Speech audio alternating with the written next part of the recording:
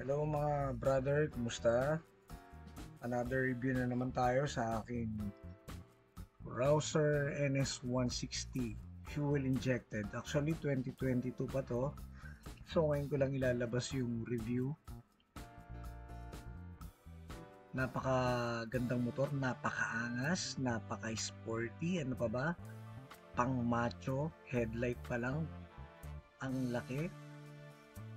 Mukha siyang big bike, 'di ba? So, yung headlight niya, naka-halogen bulb pa lang siya, pero malakas naman siya, okay naman siya sa dilim. Flexible ang kanyang signal lights. Ang angas ng manibela.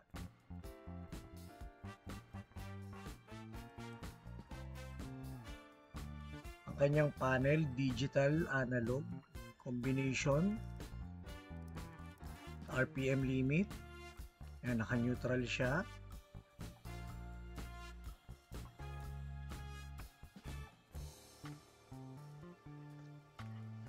Naka-full tank tayo. Nasa 600 pa lang ang tinakbo niyan. Yung side mirror, maangas din. Malaki. Saktong-sakto para kitang-kita yung mga nasa likod natin. So, high and low, left and right signal, horn, yung passing light nandun, di ko lang na videohan. Kill switch, push start button, yung adjustan ng time, date, saka yung odometer. Ang kanyang tangke, 12 liter tank capacity. Napakalaki, hindi ka mabibitin sa malayo ang biyahe. Angas niya, di ba? Pogi-pogi. Mukha talaga siyang big bike.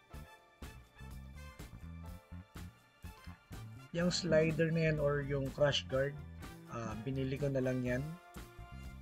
2 set, kinabit ko. Diba? Nakakapogi.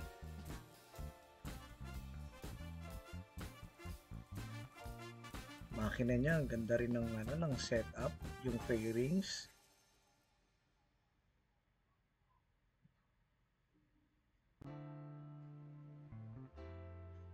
Oil cooled.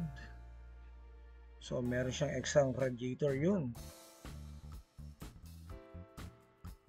Ayan. Extrang langis para hindi mag-overheat.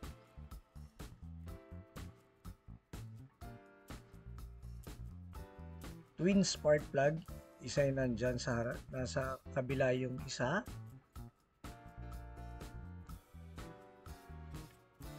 So kagandahan niya, meron siyang kickstart in case na ma-drain yung battery, nagkaroon ng problema. Mas okay, di ba? Mapapa-start mo pa din, mapapa-andar mo pa. Brake pedal. Okay. Mono shock. Ang laki ng shock niya, di ba? Pang big bike talaga. Maraming ang parang naalangan sila na 160 lang pala yan, diba? So yun, rear na disc na rin siya, rear disc brake, tire hugger, tapalodo,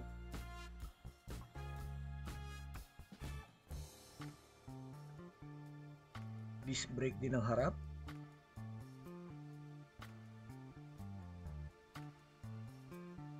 Ang kanyang size ng gulong, 90 by 90 by 17 sa front tire niya.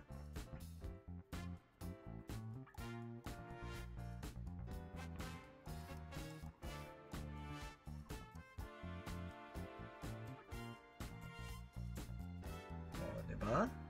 O, flexible yung signal niya, signal light.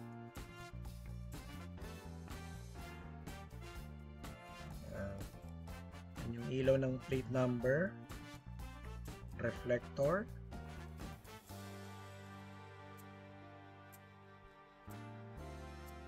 tail light, LED na rin siya.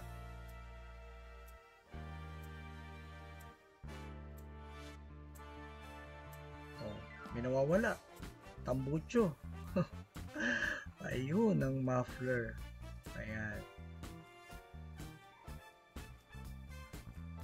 Ewan ko, mas gusto ko yata yung ganyan na nakatago yung tambucho. Parang ang angas niyan tingnan. Malinis na tingnan. Yung rear tire niya pala is 120/80 by 17. Okay naman ang mags niya.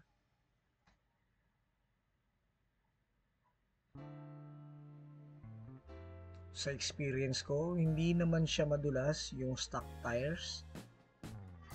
Suwabing-suwabe siya sa daan. Since hindi rin naman ako ganun kabilis magpatakbo.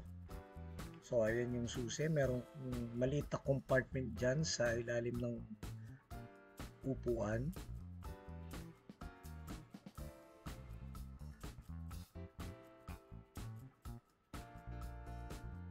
One down, 4 up ang kanyang clutch. Baja logo,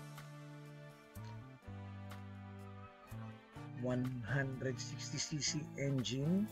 Ayun yung kanyang isang spark plug. Belly pan.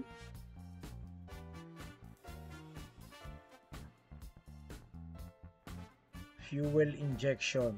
Napakatipid.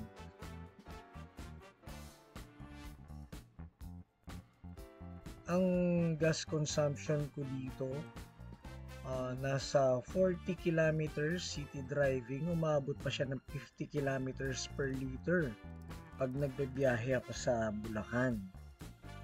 Ganun siya katipid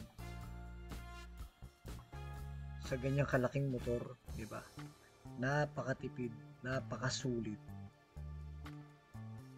So, sabi sa manual, wag mo siyang i-idle ng more than 3 minutes kasi iinit talaga ang makina niya. So, yun lang naman ang isa sa mga disadvantage ng ganito kalaking motor. Siyempre, pagka alam mong traffic, patayin mo na yung makina. So, pag alam mong malapit nang mag-go, di start mo na. So, ganun lang kasimple, mabilis lang naman mag-start.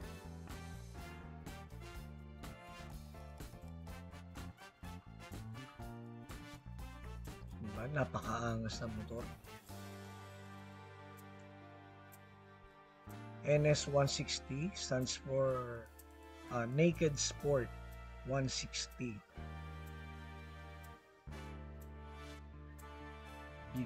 Big bike ang dating.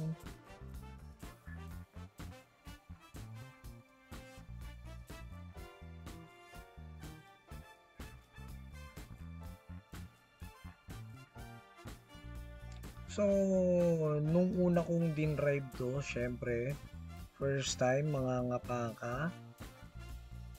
Medyo, sa height ko na 5'6" and a half. Kaya naman, medyo tiptoe yung isang paa. Abot naman. Pagka traffic, medyo mabigat lang siya sa singit-singit, pero kaya naman sumingit. Kaya mong sampahan ng bangketa kahit na mataas. So yun ang kagandahan sa ganyang kalaking motor.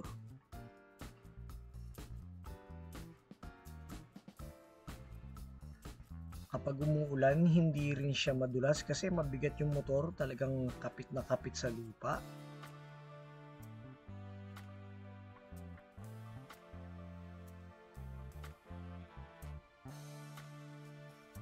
So, release pa din siya ng Kawasaki. Although sinasabi ng iba na hindi siya legit na Kawasaki kasi nga badya. Gawa daw sa India. Pero syempre, yung quality approved ng Kawasaki.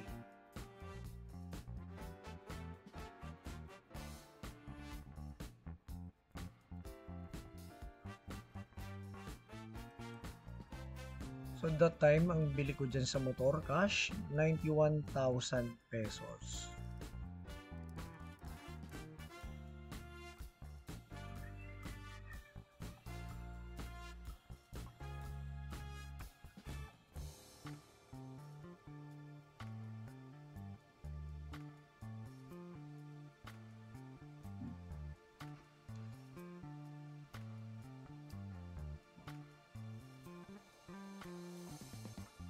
Wala akong masabi sa motor nito.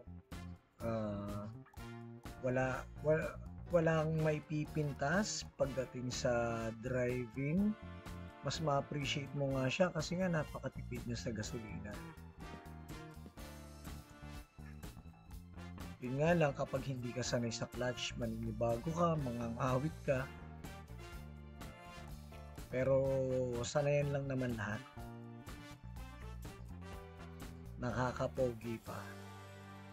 Mukha kang yayamanin.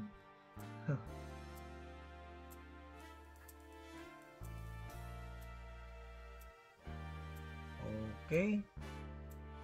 Next na review ulit. I will update you mga brother. Update ko kayo sa Rouser NS160 sa mga susunod na araw. Thanks for watching. Please don't forget to like and subscribe. Bye bye.